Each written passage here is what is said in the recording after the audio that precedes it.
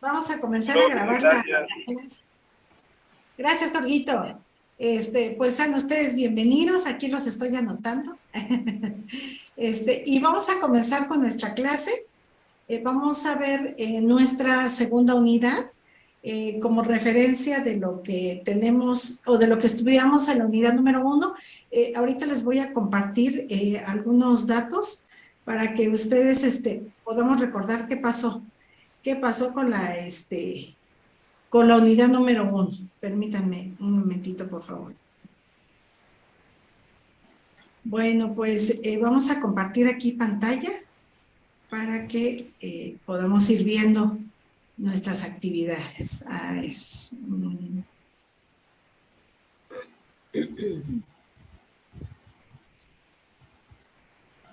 Me lo voy a compartir por acá. ¿Sí logran ver? Sí, maestra. Sí logran ver. Las diapositivas, perfecto. Bueno, pues vamos a comenzar la clase. Y bueno, vean ustedes, es economía de la empresa. Entonces me voy a ir rapidito para que ustedes vayan, si gustan ir tomando alguna nota, alguna condición. Recuerden que las diapositivas lo van a encontrar en plataforma. Ahí dejo la unidad número 2 y eso les sirve a ustedes para que puedan realizar la actividad que está encomendada para esta unidad.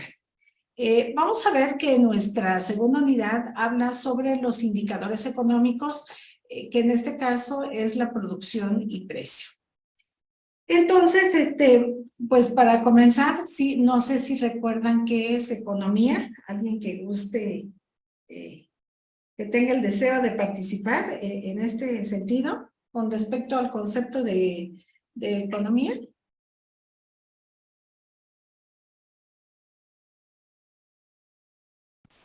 Es la que se encarga de administrar los recursos o algo así, maestra, de la misma empresa. Ok, perfecto. Vamos a ver estos conceptos. En las diapositivas que les compartí en la primera unidad estuvimos viendo sobre todo este concepto tan importante. Permítanme un momentito, voy a dejar de compartir para minimizar. Voy a compartirles estos puntos que sobre todo, pues sí, son muy importantes. Y vamos a ver. Acá voy a retroceder tantito para que ustedes puedan ver. Estuvimos viendo el concepto de empresa y recordemos que empresa significa emprender, ¿verdad? Y recordemos también en un sentido figurado que una empresa nos dice que es el motor de la economía. La realidad de las cosas es que la economía es una ciencia social. No sé si ustedes recuerdan aquí que estuvimos viendo que la economía es una ciencia social. ¿Qué instrumento utiliza la economía para poder llevarla a cabo? Bueno, el instrumento principal de la economía es un elemento que se llama organización. Y desde el punto de vista económico, este instrumento que es la organización se sirve para que en este sentido pueda ingresar dinero a una empresa, pero también pueda pagar gastos o en este caso poder comprar. Entonces, por eso se dice que en economía la organización es la herramienta más importante. Tiene varias acepciones. No sé si ustedes recuerdan que la palabra organización se utiliza desde el punto de vista económico como el instrumento, porque pues es aquí donde nosotros o tenemos dinero o tenemos que, en este caso, realizar una transacción económica para hacernos de nuestras compras o de nuestros gastos. Se dice también que la organización es un grupo social. Desde el punto de vista de la sociología, la organización es el conjunto de personas, a partir de 2 o más personas, de la que nos vamos a tener que hacer o formar parte de este grupo de personas. Y desde el punto de vista de la administración, la organización es un proceso. ¿Por qué? Porque utilizamos el proceso administrativo, porque requiere también de una serie de pasos que tenemos que seguir desde prever desde pensar qué cosa es lo que vamos a hacer hasta el control de la organización. Entonces, estas acepciones van de acuerdo a, en este caso, a las ciencias que estamos utilizando. Concluyo rápidamente, en economía decimos que la organización es un instrumento, en la sociología es un grupo social y en la administración es un proceso. Entonces vean ustedes cómo podemos ir relacionando a la organización con las diversas ciencias que nosotros vamos utilizando.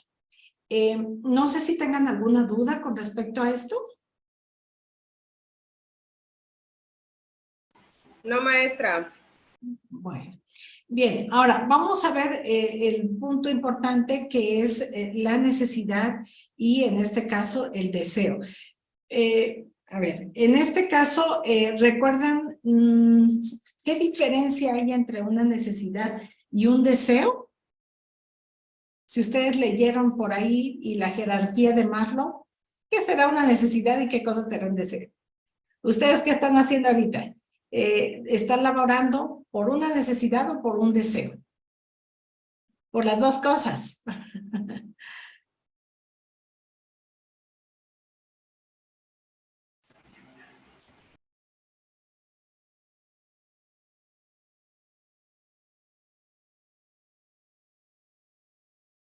Bien, entonces, regresando al punto, ¿qué será una necesidad y qué será un deseo? ¿Ustedes qué opinan?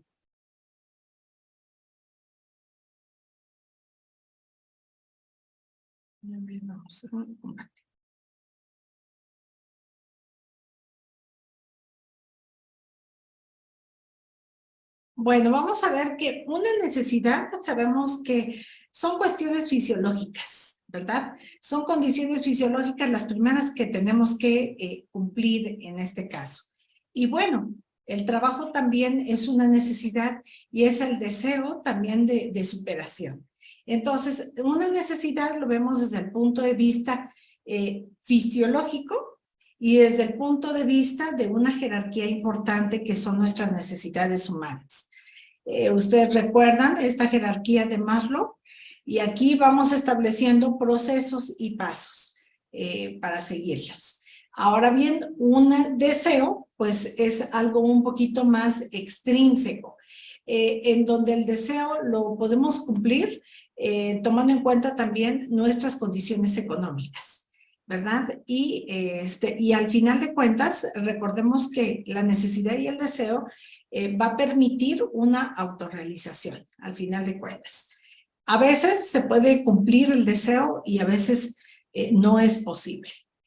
Y con esto nosotros podemos comprender en este sencillo caso un concepto muy importante que es en esta condición y con respecto a lo que estamos estudiando, a la economía, ¿verdad? Que al final de cuentas, esta economía nos permite saber administrar, saber controlar, saber organizar y también siendo una ciencia social nos permite poder controlar, en este caso, nuestra escasez, ¿verdad? O nuestra pobreza, o bien nuestra abundancia o riqueza. Entonces, ese es el concepto de, básicamente, de la economía.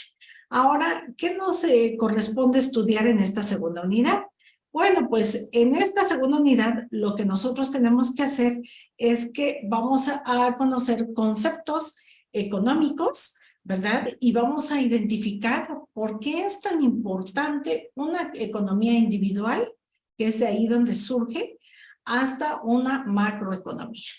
Y bueno, vamos a ver en este sentido qué es macroeconomía. Recordemos que la economía se divide en dos grandes conceptos, en dos grandes grupos o mundos, ¿verdad? Que es en este caso la microeconomía y la macroeconomía.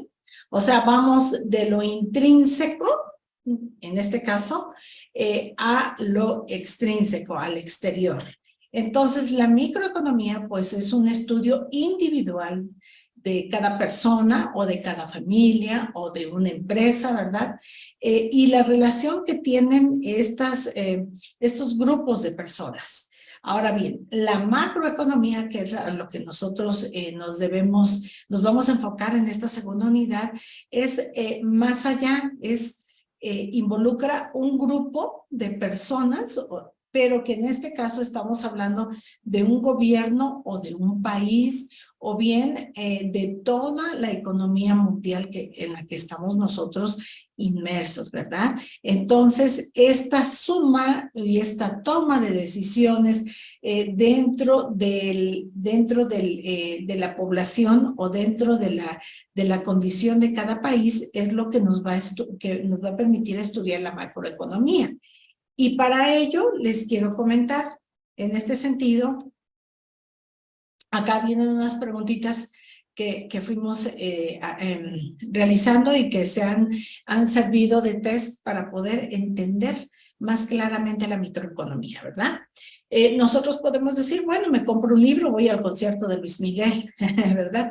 En este sentido, eso es lo que uno piensa intrínsecamente o como individuo. O bien, en una empresa, ¿verdad? Aquí nos ponen un ejemplo. Bueno, una empresa que se dedica a vender pasteles, lo que le importaría sería cuál será mi volumen de producción o cuántos pasteles puedo vender. En otro sentido, en una universidad, por ejemplo, en nuestra universidad lo que interesa es que en este caso, pues tal vez otorgar becas, en este caso a jóvenes universitarios, aquellos que tienen un grado, un posgrado, y entonces estamos atendiendo a este tipo de empresas que se dedican a servir, ¿verdad? O en todo caso, nosotros como ciudadanos que nos encontramos trabajando ya por muchos años, pues tendremos derecho, ¿verdad? Tal vez al Infonavit, si somos empleados, en este caso particulares, y nos preocupa cómo va subiendo el valor de un inmueble. Y nosotros vemos que aquí en nuestra ciudad, en este caso, hay mucha plusvalía. O sea, en este sentido, los inmuebles son muy costosos, muy caros, porque se dice que es la ciudad, ¿verdad? La ciudad mágica.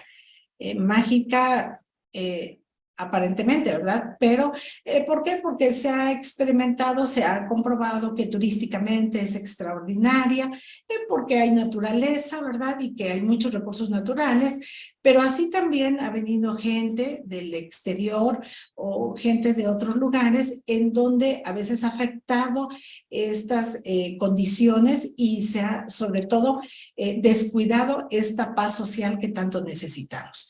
Pero esas son las preguntas que podríamos hacer en una microeconomía, en empresas más pequeñas. Ahora bien, ¿qué preguntas nos podemos hacer en la macroeconomía? Y aquí viene un concepto muy importante y donde ustedes, ahora sí que las terminologías económicas ustedes lo van a poder entender ahorita. Por ejemplo, tenemos al Producto Interno Bruto. Hemos escuchado en las noticias siempre, el Producto Interno Bruto se encuentra en tal y cual porcentaje o índice, ¿verdad? Y bueno, ¿y esto qué cosa es, verdad? Entonces, vean, nosotros tenemos una canasta básica. Y en términos económicos, la canasta básica de nuestra casa podría ser principalmente tal vez frijoles, huevos y tortillas y café o leche, lo que ustedes requieran desayunar. Eso sería básicamente, ¿verdad? Las carnes y todo lo que nosotros necesitamos pues para podernos alimentar bien. Pero en las macroeconomías lo que nos interesa es cómo se encuentra integrada esa canasta básica. Y la canasta básica, según esto, se comenta y se dice que son los artículos, ¿verdad? O la despensa básica con la que un trabajador, una persona pueda sobrevivir en un determinado tiempo. Y entonces, en la canasta básica encontramos leche, huevos, cereales, frijol, arroz, todo lo que son en general cereales, pero Anteriormente, vean ustedes, eran entre 22 y 24 artículos. Ahorita son más de 40 artículos, que en un sentido figurado les podría yo mostrar una canasta de las que venden aquí en el mercado, y pues imagínense, son 40 y pico artículos básicos. ¿Y para qué creen que nos sirven esta canasta básica? Nos sirve para poder determinar el salario mínimo general que gana un trabajador. Entonces, y bueno, este salario mínimo general, dentro de todo lo que corresponde a nuestra República Mexicana, solo tenemos dos grupos, el A y el B. Anteriormente, hace más de 10 años, teníamos hasta 3 grupos. Se decía que en el norte del país eran las empresas que en este caso transformaban y producían, y por lo tanto el salario mínimo era mucho más alto. En este caso el grupo B estaba relacionado o se encontraba a la mitad de nuestra República Mexicana. Y entonces estas empresas eran de servicios o de producción, un poquito de todo, ¿verdad? Había en este grupo, y el salario mínimo era intermedio. Y nosotros del sur éramos los que no hacíamos, ni transformábamos ni prestábamos servicios como tal, ¿verdad? Y tal vez comercializábamos, pero muy poquito. Entonces se dice que esta parte del sur siempre ha estado un poquito más abandonada por la misma condición y las ideologías que tienen, pero realmente somos muy ricos en recursos naturales. De aquí saquean o sacan todos nuestros bienes naturales para poderlos vender al exterior. Entonces, por eso es tan importante la canasta básica. Entonces, si nosotros conocemos nuestra canasta básica, vamos a saber cómo nos tienen determinados y qué tanto es nuestro salario diario, ¿verdad? Bueno, el otro asunto importante que también les quiero comentar es que aquí en las macroeconomías nos interesa cómo se relacionan las empresas económicamente de nuestro país. Y ustedes pueden conocer que con respecto a esto tenemos pues empresas que han salido, han traspasado fronteras y se les llama empresas transnacionales. Otras empresas que se han tenido que fusionar o agregar a otro rubro de empresas extranjeras. Entonces, la macroeconomía de eso se encarga, de estar estudiando este tipo de empresas. Les voy a poner un ejemplo. En el caso de las empresas cerveceras, aquí en México hay empresas muy fuertes. Por ejemplo, tenemos Corona, la empresa Superior, que son empresas muy, muy fuertes. Pero resulta que en el caso de la Superior, tiene de aliada a otra empresa que en este caso es Heineken. Y Heineken es una empresa extranjera. Entonces viene esta empresa, claro, con todos los socios, pues con mucho dinero, ¿verdad? Hablando ya de euros y de otra terminología en cuestión de moneda. Y entonces lo único que hace es, ¿sabes qué empresa mexicana? Te vas a aliar conmigo y tú vas a formar parte de mi grupo.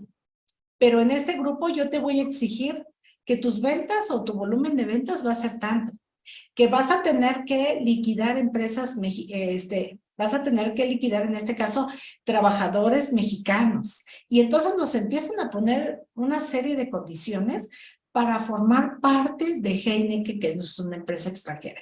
Y así muchos ejemplos. Coca-Cola es Company, Coca-Cola Company forma parte, en este caso, de una empresa que es FEMSA, ¿verdad? Y que coordina a un grupo o que integra a un grupo de empresas transnacionales. Y así por el estilo. Entonces, de eso se encarga la macroeconomía. Ahora bien, si nosotros tenemos un gasto público muy alto, pues el Estado o nuestra federación o nuestro Estado no siempre se va a dar abasto ante estas condiciones. Y entonces, ¿qué va a provocar? Que la economía le permita una inflación, ¿verdad? Y entonces es como inflar un globito, ¿verdad? Y en una de esas va a reventar el globito, y es lo que está pasando ahorita. Vean ustedes, con la condición de COVID, nosotros tenemos ahorita una inflación de más del casi, está llegando al 12% en este año 2023. Y bien, estas son las consecuencias de todo lo que ha sucedido. Entonces, esta inflación nos permite que nuestro ingreso sea poco, que nuestros sueldos no suban y que al final de cuentas, pues tengamos aquí situaciones complicadas económicas donde ya el dinero no alcanza, ¿verdad? Para nosotros poder sobrevivir.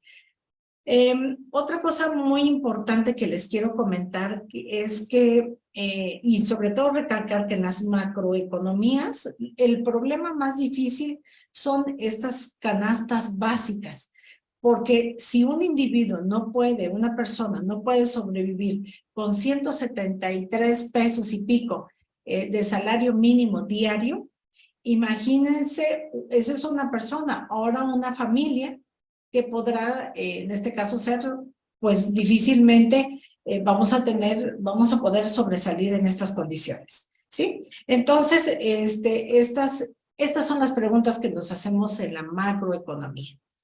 No sé si tengan alguna duda. ¿Sí vamos comprendiendo poco a poco los conceptos? Bien. Sí, así es, maestra, gracias. Bien. Bueno, vamos a ver ahora otro punto muy importante, que en este caso es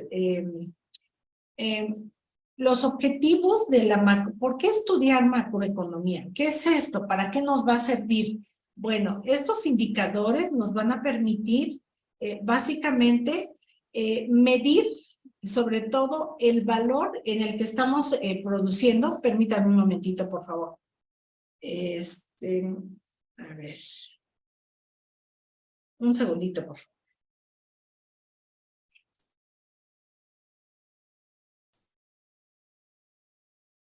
Bien, vamos a ver cuáles son los objetivos macroeconómicos. Vean, el crecimiento de la producción, si nosotros tenemos crecimiento de producción, ¿quién lo va a medir? El Producto Interno Bruto. Vamos a ver qué cosa es esto. ¿Qué es el Producto Interno Bruto? Eso es lo que, esas serían las siglas, ¿verdad?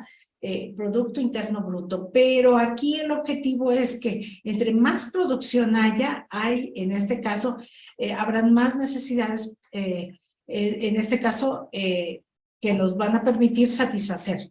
Y por lo tanto, nos va a servir este crecimiento de la producción. Entonces, si nuestra producción es amplia, entonces lo va a medir el PIB. Ese es un indicador importante para la producción. En el caso del empleo, si nosotros tenemos un empleo satisfactorio y digno para las personas, las tasas de desempleo, en este caso, pues van a ser más bajas. En el caso de que nosotros podamos estabilizar precios, ¿qué cosa es lo que va a medir? Nuestro índice nacional de precios al consumidor, nuestro INPC. Y este INPC nos sirve para calcular impuestos, para actualizar factores que nos van a permitir, sobre todo, calcular y actualizar impuestos, ¿verdad? El desequilibrio presupuestario, ¿qué cosa es esto? Si el Estado está gastando mucho dinero, ¿verdad? Entonces va a ser necesario que tenga que pedir a la Federación. Y si la Federación no tiene, pues se va a endeudar más de lo que ya estamos. Y entonces esto se llama déficit público. Y otro elemento muy importante es, sobre todo, el equilibrio exterior. ¿Y esto qué es esto? Un país, o nosotros como un país tercermundista en vías de desarrollo, o de tercer mundo, como le dicen actualmente, ¿verdad? Si está comprando al exterior, y en este caso está básicamente lo que vende o lo que compra, hay demasiada salida de dinero. Bueno, aquí vamos a poder analizar su balanza de pago, qué tanto está pagando y qué tanto se está endeudando. Entonces, realmente estos elementos macroeconómicos son los que van a medir realmente la condición de la económica del país. Por eso se dice que hay países capitalistas, mucho dinero, mucho manejo, en donde los tipos de cambio o su moneda siempre está en equilibrio, ¿verdad? Y no hay tanta variación o que les permita tener una inflación en su gobierno. Pero veamos aquí que si no hay empleos, la producción cae, los precios se desestabilizan, y entonces tenemos más deudas y pocos pagos a quienes debemos, ¿verdad? Pues, ¿qué va a provocar? Que nosotros tengamos una inflación muy marcada. Entonces, lo vamos viendo, nosotros lo identificamos solamente por los precios. Nosotros vamos a la gasolinería y ya no compramos lo mismo que antes, o vamos al supermercado y ya no nos alcanza, y entonces vamos viendo que esta condición pues es difícil, pero macroeconómicamente hablando, ya estamos considerando estos indicadores, ¿sí? Y entonces, creo que ustedes ya han escuchado hablar de estos conceptos, y bueno, sobre todo el PIB, ¿qué cosa es esto? Ha sido muy marcado esta condición, ¿verdad? ¿Qué será esto, verdad? Y es el valor, en este caso, del dinero, de la moneda o de los bienes, que en este caso a nosotros nos sirve para poder comercializar. Pero aquí hay algo muy importante, ¿cómo se mide el PIB? ¿Qué cosa es esto? ¿Y cómo lo determina el gobierno? ¿Cómo podemos decir que el Producto Interno Bruto está en tanto por ciento? Bueno, el Producto Interno Bruto, su mismo nombre, en 10 minutos se va a bloquear esto. Entonces, les voy a pedir de favor que si pueden ingresar nuevamente, por favor. A ver, déjenme ver aquí. Vamos a ver. Permítanme un momentito, por favor. Aquí está. Entonces se va a bloquear en 10 minutitos y ahorita vamos a continuar. Entonces, si son tan amables de volver a ingresar, me voy a ir más rapidito para que podamos terminar. Bueno, entonces vean ustedes que en este caso, ¿cómo se mide? ¿Qué significa esto? Esto significa que hay empresas que se encargan de producir, si producen automóviles, si producen cualquier bien tangible, ¿sí? Cualquier cosa que nosotros podamos comprar. Este producto se va a medir tomando en cuenta el precio con el que se encuentra. Por ejemplo, aquí yo les ponía hay un ejemplo. Compran 3 ordenadores, 3 equipos de cómputo, y bueno, aquí está expresado en euros, pero un euro cuesta menos de 19 pesos, ¿verdad? ¿Y cómo le vamos a hacer? Pues bueno, multiplicamos los 3 ordenadores por los 19, bueno, son 500 euros, ¿verdad? Hacemos una conversión de 500 por 19, lo que nos dé, lo multiplicamos por 3, y entonces esa es la contribución al PIB. Estos resultados que ustedes ven aquí, dice que el Producto Interno Bruto expresado en euros son 2.300. Entonces, lo que nos interesa saber es de que todas las empresas de nuestro país tienen que identificar y la ley, el mismo SAT, les obliga a que expresen cuánto tienen vendido o qué tanto de producción tuvieron y cuántas unidades produjeron. Sobre esto se considera la cantidad total, no sé, que hayan sido 100,000 millones de pesos en todo el estado en todo el país. Bueno, sobre eso se considera el PIB. El PIB se determina también no solamente en empresas que se dedican a producir, hasta ahí se considera el importe, porque todas las empresas de producción tienen que dar a conocer cuánto vendieron.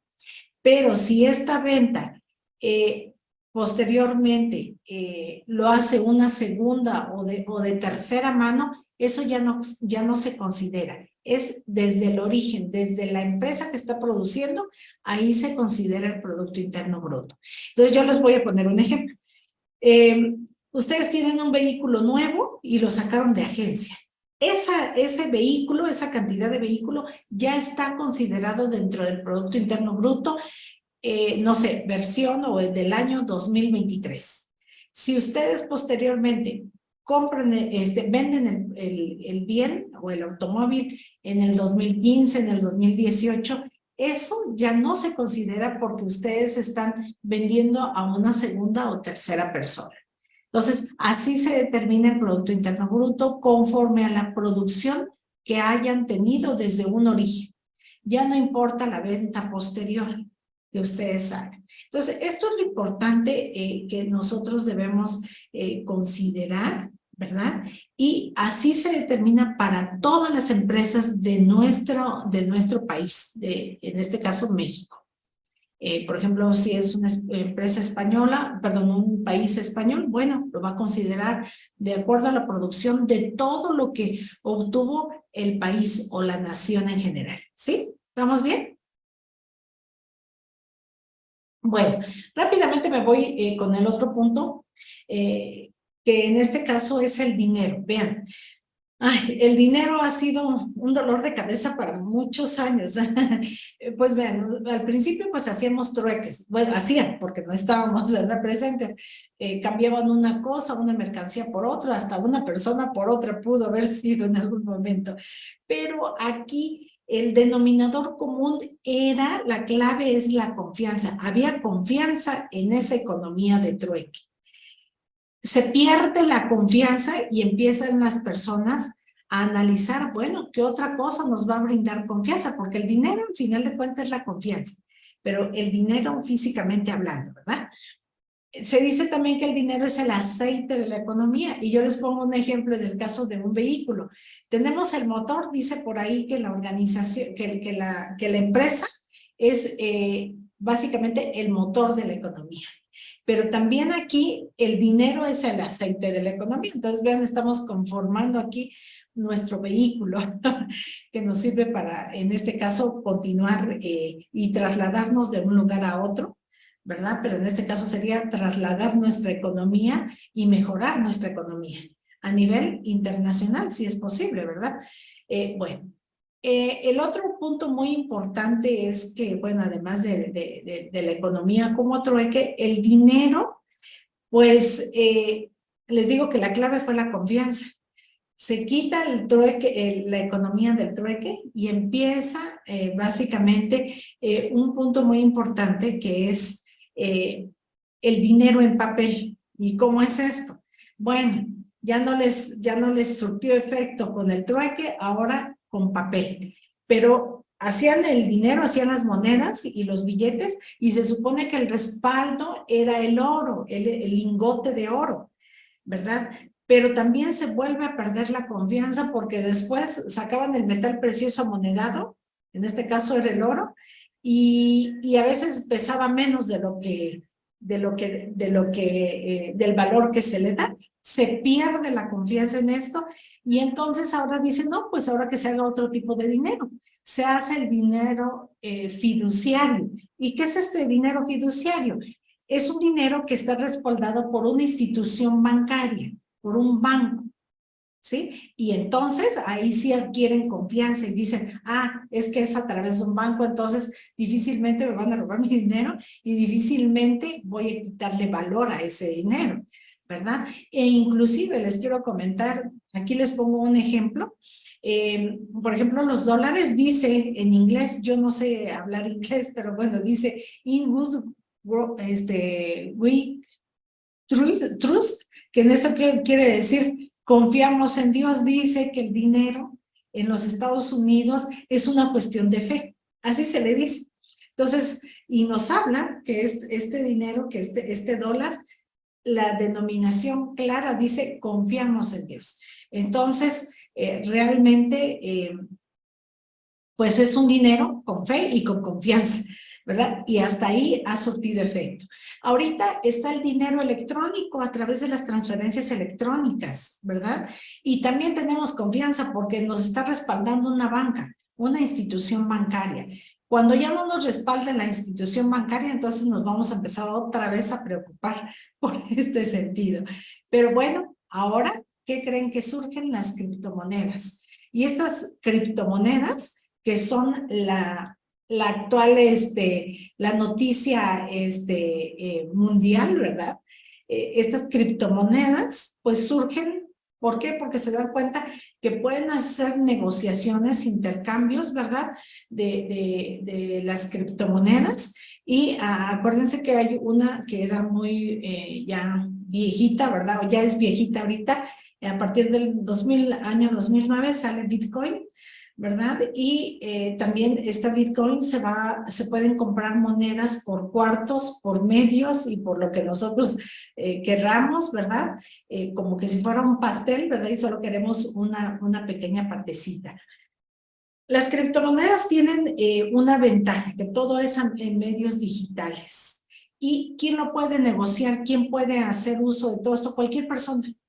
Ahorita no requiere de una condición o de un fondo o algo que intervenga el gobierno. Esto lo hacen los propios usuarios a través de las redes informáticas, ¿verdad? Y van haciendo negociaciones y así se mueve nada más. ¿Qué desventajas tenemos con todo esto? Una de las ventajas, perdón, de las criptomonedas es básicamente que de un día para otro ustedes puede aumentar mucho el valor de la criptomoneda donde tienen invertido y pues es una súper inversión y súper utilidades para ustedes, ¿sí? Ahora, ¿qué debilidades? No hay confianza en las criptomonedas porque no hay un respaldo bancario, un respaldo del gobierno. Son volátiles porque están cambiando su valor constantemente y bueno, la actividad es para personas ilegales que no se sabe, a veces lavan dinero e invierten ahí y entonces no se sabe de dónde sale ese